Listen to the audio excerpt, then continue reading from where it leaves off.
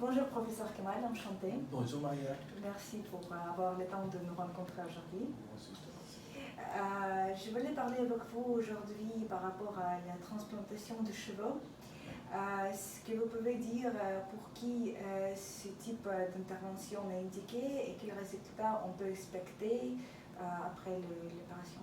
D'accord. Et actuellement, c'est vrai qu'il y a beaucoup d'Européens, même des pays asiatiques, bien en Turquie, pour le cuir chevelu, parce que chez les hommes, c'est très important, perdre de cheveux. Et très souvent, on dit type androgénique, à partir de 18 ans, 19 ans, ça commence un peu d'avoir des chutes.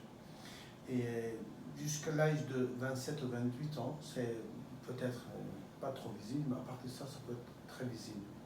Pratiquement 50% des gens, jusqu'à l'âge de 50 ans, ils perdent de les cheveux une grande partie.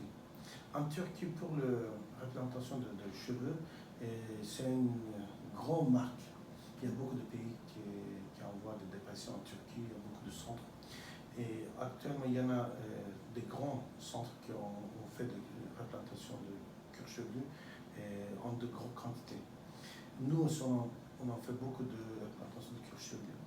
Et la technique, en fait, c'est très simple. On prend de petits follicules de derrière, on remet à l'intérieur. Et ça dépend de zones, d'épaisseur de zones qu'on fait, on voit chez les gens.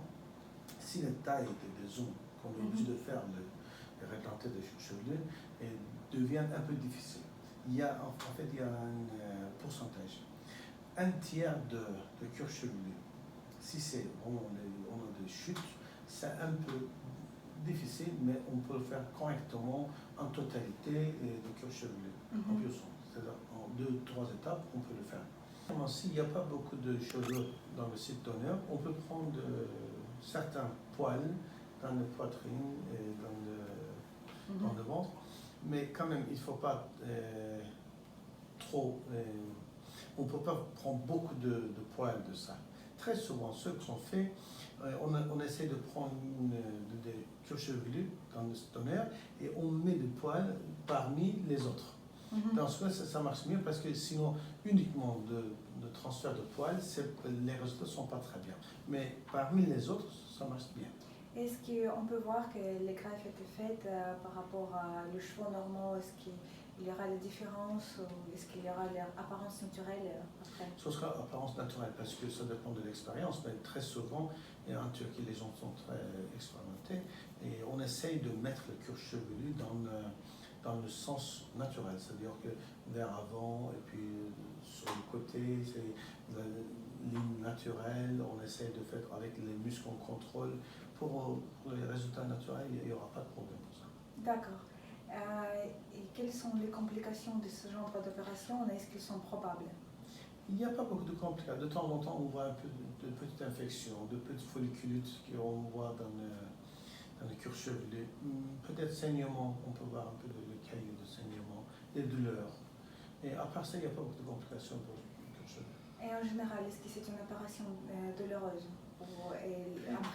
Après l'opération, mais est-ce que les patients ont quelques dérangements? À l'époque, c'était un peu douloureux, mais actuellement, on fait de blocs de nerfs et puis les locaux, les anesthésies locales, ça marche très bien. Ce n'est pas douloureux, c'est un peu ennuyeux parce que c'est long, il faut rester là-bas plusieurs heures, mais ce n'est pas douloureux. Il n'y a pas de douloureux. D'accord. Qu'est-ce qu'on peut faire pour venir chez vous pour faire la transplantation? Pour venir ici, d'abord, il faut téléphoner, il faut contacter Maria en Ukraine, et puis les autres sont très faciles. Après ça, on peut avoir l'avion et puis un rendez-vous de l'opération, mais tout est très facile. Et combien de temps il faut rester à Istanbul? 3-4 jours, c'est suffisant. D'accord. Donc c'est un jour pour opération, un jour pour relèvement des cheveux. 4e jour, on peut retrouver. D'accord. Est-ce qu'on peut aussi profiter d'Istanbul ou bien partir à Antalya parce qu'on sait bien que c'est un site touristique?